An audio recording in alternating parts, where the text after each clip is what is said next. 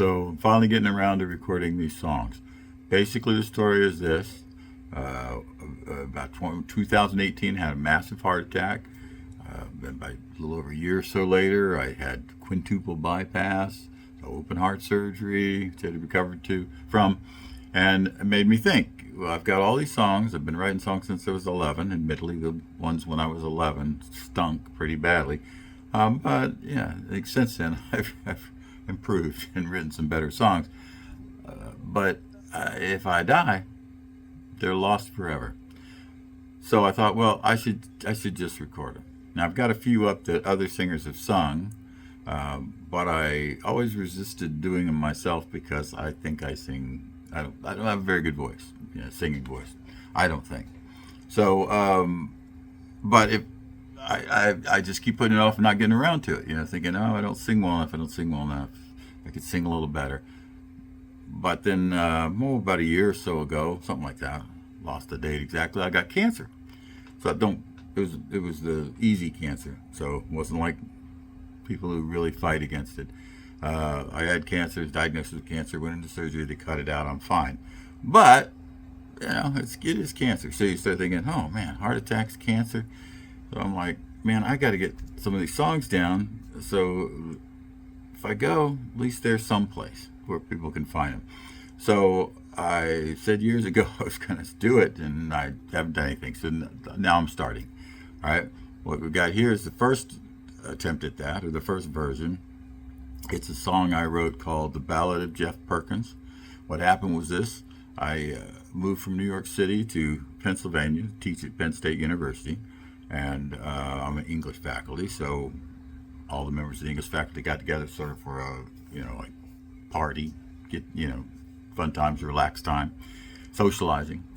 And they started telling me this story about this former director of academic affairs named Jeff Perkins and how he was suspected to have killed his wife in California, and one day he was found dead, only the corpse weighed more than he weighed and was a different color than he was. And so these theories that he'd killed a vagrant and put him in there to pass him off as himself so he could escape being caught for this murder out in California.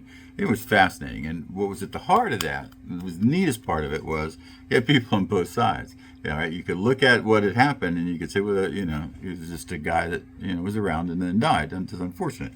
And you look at it the other way and say, oh, this guy, he was a murderer and he was, hiding. And then right when they're about to catch him, he took off, So it could be read two different ways, and that's the way it was told to me. Two different ways, two different viewpoints, basically, from a number of different people. So I thought, well, this is the stuff that ballads are made of.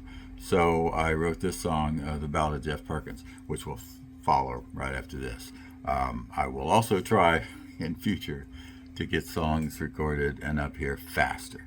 Just overlook the fact that I don't sing great, and hopefully somebody will listen to them and like the songs. And who knows, 100 years from now, maybe somebody go, hey, look at this song. All right, thanks.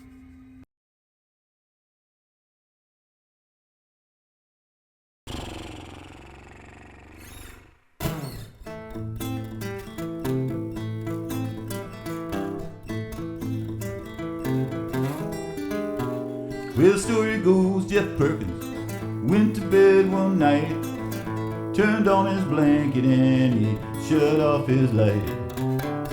2 days later, when his body was found, he turned as black as midnight and he put on 20 pounds.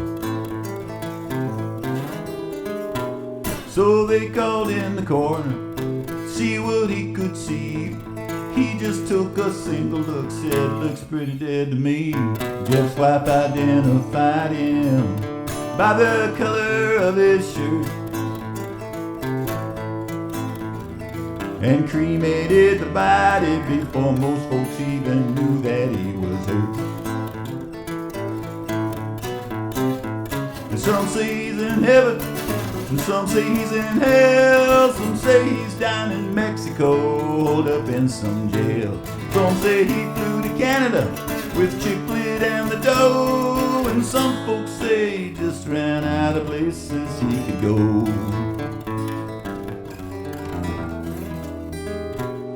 Now Jeff's wife name was Shelley, but they called her Chicklet too. And he was not his first wife, she was number two.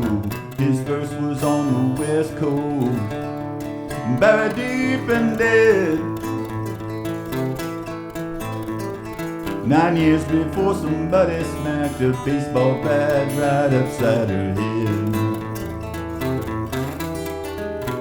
Now Jeffy had an alibi, but it was tissue thin. The rumor was the FBI was finally closing in. Someday the truth may come out, oh, the time will tell. If he organized his own demise to avoid dying in jail. Some say he's a villain, and some say he's a saint. Some say he is a lot of things that others say he ain't. Might be he's on a beach somewhere soaking up the sun. Might be that he just ran out of places he could run.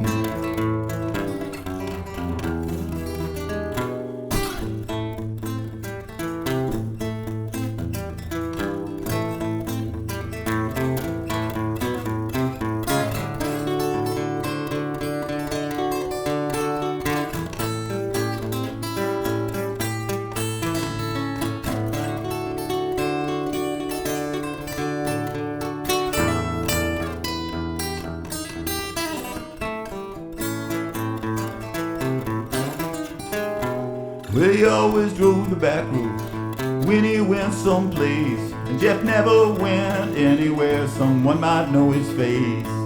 Rumor was that he was heavily insured, but that's just one of 100 dirty little rumors that I've heard. Now when they cleaned out his office, that's when they found out that Jeffy had another life that no one knew about. Deep inside a folder, on paper white as bone, he had color charts that tracked the hearts of every single woman he had known. Now some say he's in heaven, some say he's in hell, some say he's down in Mexico, holed up in some jail.